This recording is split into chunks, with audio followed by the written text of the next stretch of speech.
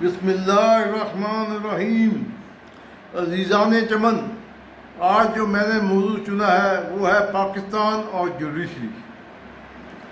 بدقسمتی سے اس ملک میں جو سب سے زیادہ تباہی مچی ہے وہ انصاف کی بھی.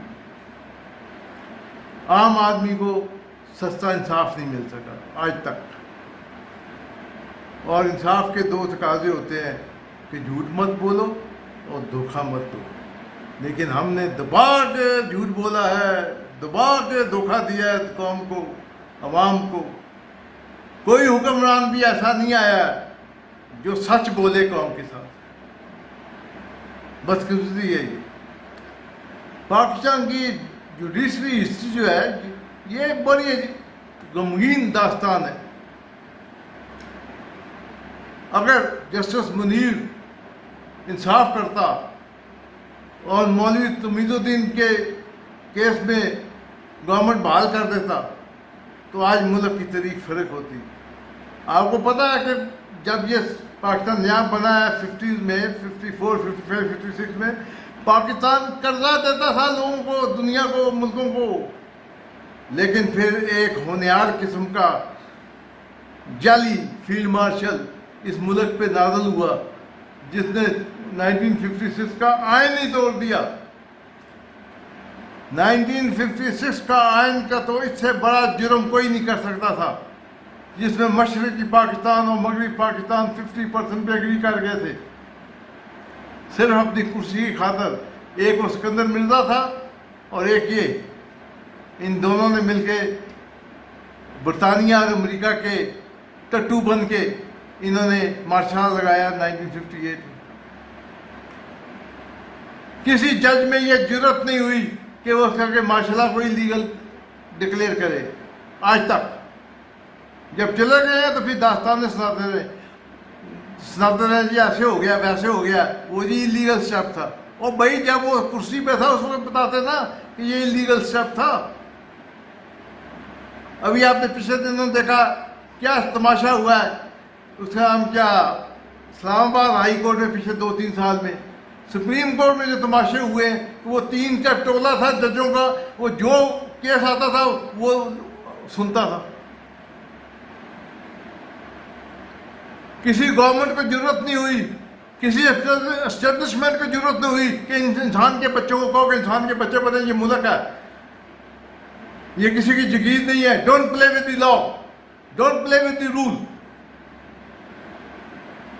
لیکن سب اپنے اپنے مزے کر رہے تھے.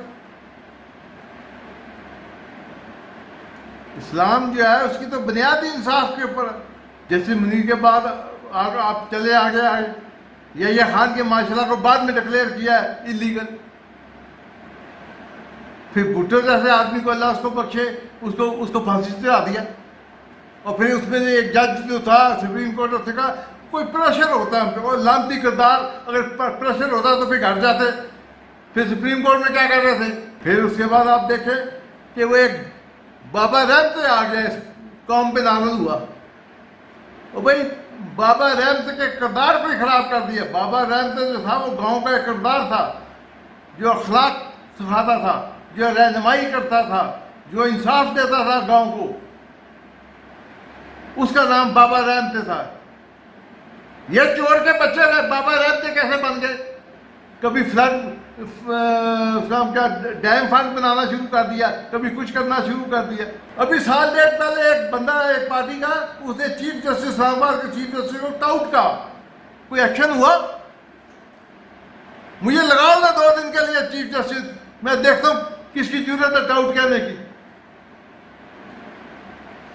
قوم نے آپ کو آئین میں اتنی طاقت دی ہوئی ہے کہ آپ انصاف کریں اور اس کا نام کیا ایسے گروپیوں کو سزا دیں. لیکن مجال ہے وہ پرانے وقتوں میں کہا کرتے ہیں جج is to be heard not to be seen. یا سین ہے، ہرڈ کوئی نہیں ہے.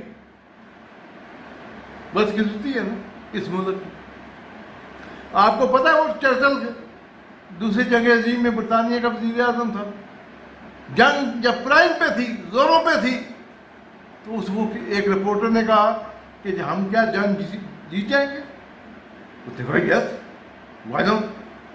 کہتا ٹیل می ون تھنگ, عدالتیں انصاف دے مہیا کر رہی ہیں؟ انہوں نے کہا جی بالکل عدالتیں صحیح چل رہی ہیں. انہوں نے کہا nobody can defeat us. This is the yardstick, this is the parameter of successful nation.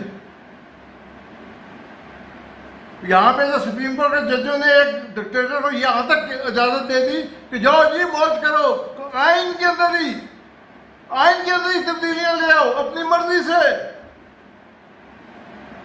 جب یہ حالت ہو,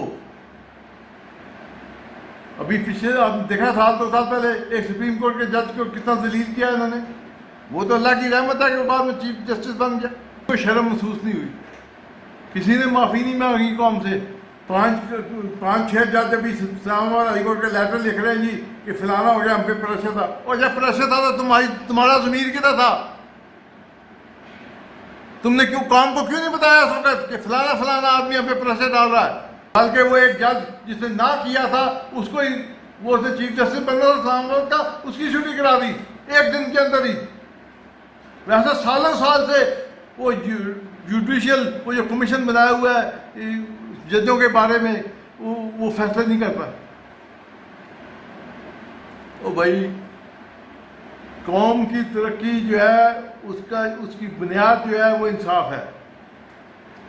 ایک آدمی رحیمیہ خان سے چلتا ہے, سپریم کورٹ میں آتا ہے تاریخ کے لیے, یہاں پتہ چلتا ہے وہ جی مخالف پارٹی کے وکیل کی آنکھ میں درد تھا تو اس لیے وہ کیس جو ہے پوسٹ پون ہو گیا. لو, وہ بیچارہ سر تھلے کر کے واپس رحیمیہ خان جاتا ہے. 15 سال 20 سال 30 سال ایک جنریشن گزر گئی, فیصلے نہیں ہوئے. کئی جگہ تو ایسے بھی ہوا کہ پھانسی کی سزا ہو گئی, اس کے بعد اس نے کہا جی یہ تو بری ہونا چاہیے تھا. یار خدا کا خوف کرو یار.